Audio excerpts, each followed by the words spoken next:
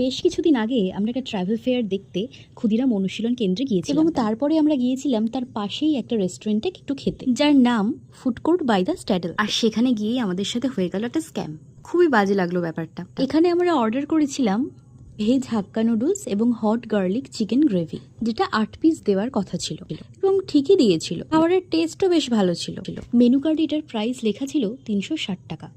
আমাদেরকে menu card দিয়ে normal ভাবেই বলা হয়েছে যে এখান থেকে অর্ডার দিতে, সেই মতোই আমরা অর্ডার দিয়েছিলাম। তারপর খাওয়া দাওয়ার পর যখন বিল পেমেন্ট করার সময় এলো, দেখলাম চিকেনের ওই আইটেমটার দাম ফেলা আছে 420 টাকা এবং সেটা ওনাদেরকে বলাতে ওনারা বললেন যে মেনু কার্ডে ওটা ভুল লেখা আছে, মেনু কার্ডটা ওদের চেঞ্জ করা হয়নি, অনলাইন সিস্টেমে প্রাইসটা বেড়েছে কিন্তু নতুন মেনু কার্ড তৈরি করা হয়। তাহলে সেটা আমাদের আগেই বলাটা উচিত ছিল। তো এইরকম একটা রেস্টুরেন্টের কাছ থেকে এইসব জিনিস একদমই এক্সপেক্ট করা যায় না। তো এইরকম এক্সপিরিয়েন্স আমাদের ফার্স্ট টাইমই হলো। তো এই রেস্টুরেন্টের কর্তৃপক্ষকে একটা ব্যাপারে জানানো যে এই ব্যাপারগুলো যেন ঠিকঠাকভাবে এরা দেখে।